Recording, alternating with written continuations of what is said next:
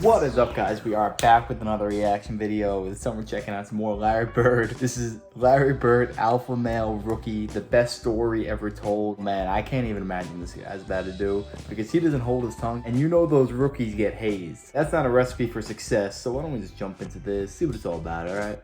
Let's do it. NBA tradition says rookies must carry all veterans' bags on road trips. But a rookie Larry Bird, on his very first road trip with the Boston Celtics, stood up in front of every veteran on the bus and said, "I want you guys to know, I'm never going to get you any water, and I'm never going to carry one bag, ever."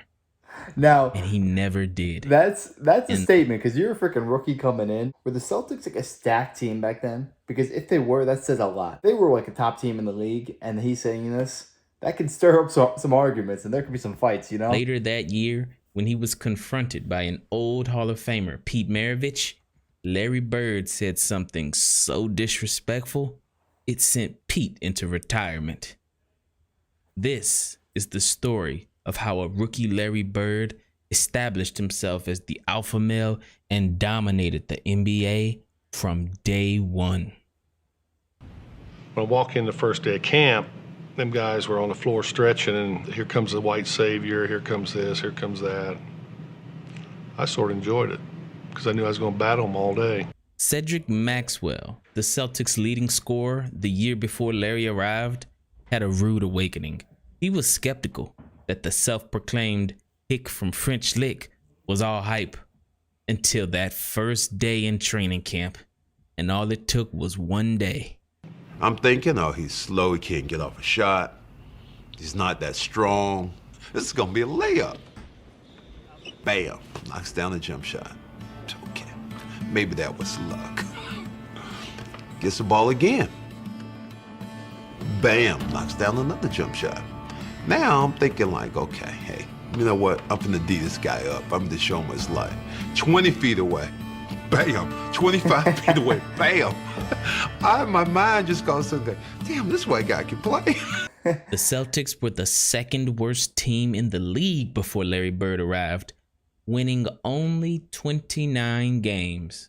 But even as a rookie, Larry Bird led that exact same Celtics team to a 61-21 record. What the? You go from winning 29 games to winning 61, and the only addition they added was Larry Bird. You know, he just took the reins day one. I can imagine he said something along these lines like, "Hey, you guys are happy losing? No, we ain't losing no more. Hitch your ride to me, and we're about to take over the league." He was not putting up for any of that BS, the politics and all the hazing, and I don't blame him. Like, a lot of fraternities do that to, like, get brotherhood. No, I can't be friends with someone who's hazing me like that. Larry Bird's the same way, I take it. Was the greatest single season turnaround in NBA history. And what's most impressive is he did it with no Robert Parrish, no Kevin McHale, no Dennis Johnson, Bill Walton, or anyone. It was all Larry Bird. But how did Larry get so confident and so arrogant? Because at every level he proved the doubters wrong. In college, he took a mid-major, Indiana State, to 33-0 before facing what turned out to be his greatest rival, Magic Johnson, in the NCAA title game. But here's how Magic recalls first meeting Larry the summer before that game. The summer before, they had the WIT tournament. Okay. And they brought all the best college players together to play against the world. Okay. And man, I see this guy, you know, blonde hair, you know. I said, all right, let me see if he can play. Okay. Man, I'm sitting there watching him shoot, Shannon. He must have made 30 in a row all net. So he was Steph Curry before Steph Wade. Yeah. And I'm sitting there saying, this dude can play. Okay. Then we got in the game. Jack Gibbons was player of the year that year. Right. He tore him up, man. Man, Larry Bird was taking it to him. I said, oh, man. I'm calling back home saying, oh, he for real. He for real. This dude, Larry Bird? Right. Oh, he got it. He Right. can play. He's dominating Jack Gibbons. And they said, no way. I said, oh, yeah, he's dominating. I think our first game was in Kentucky. We got about a 10, 12-point lead. Man, they put us in. Went to 25, 30, just that fast. Fast break again, 3-on-2. Griffith.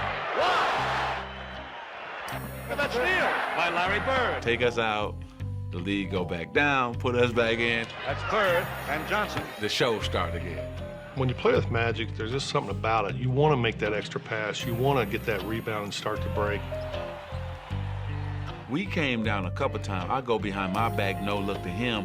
He no look back to me, and I'm laying it up. I'm saying, oh man. Here's that last play. Magic Johnson going in, drops off to Bird. Bird puts it back off inside to Johnson.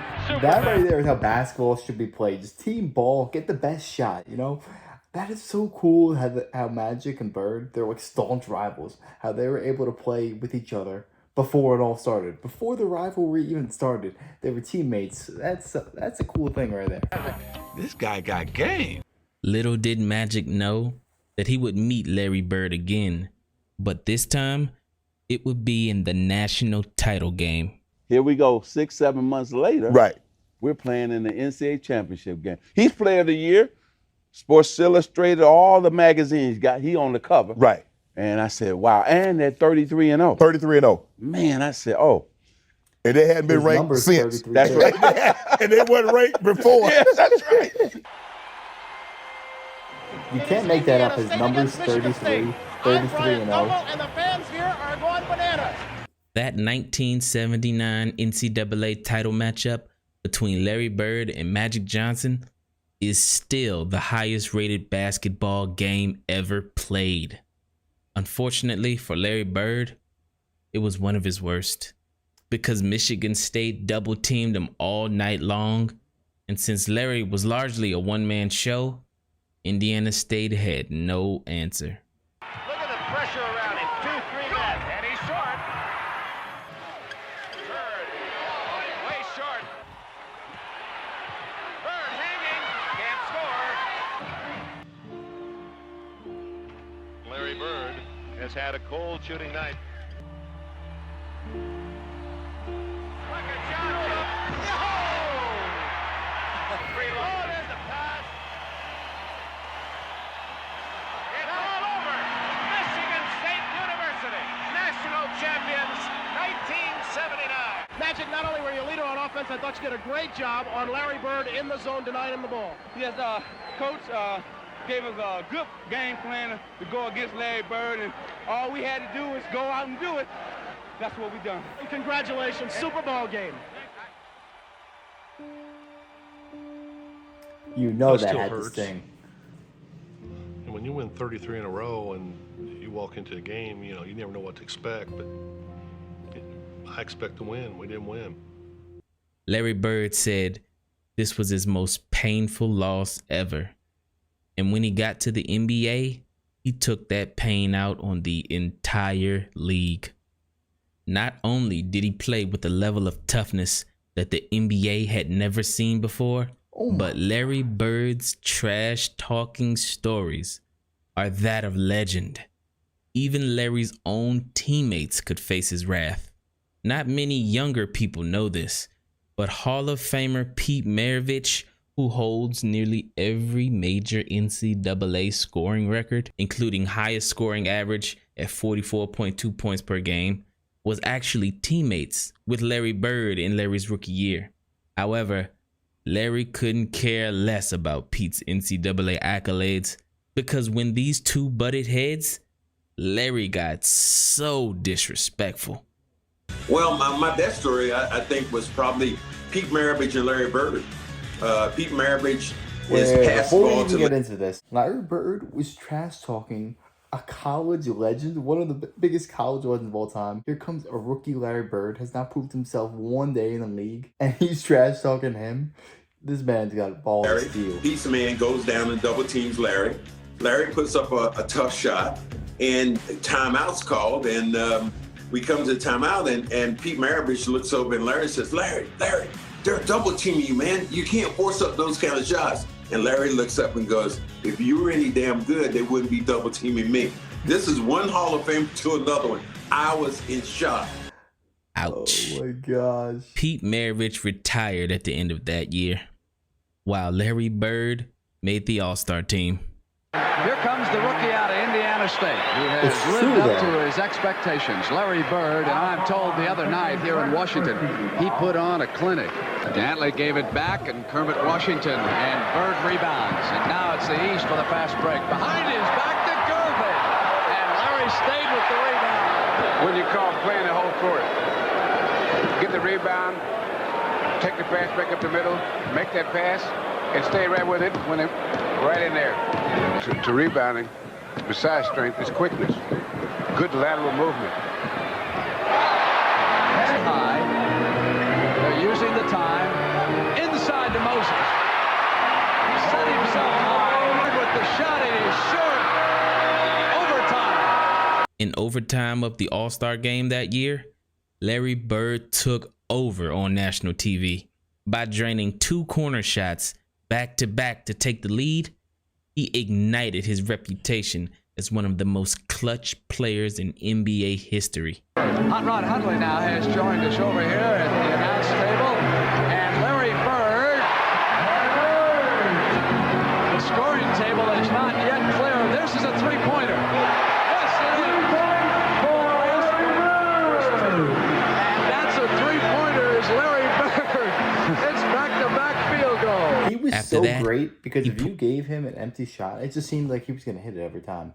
And when you start hitting those outside shots, the entire floor opens up. People have to defend you. You could drive, you can kick it out, and the whole game. So if you want to be a star basketball player, you got to be able to hit those shots. And it just seems like nobody in bigger moments hit more than this guy.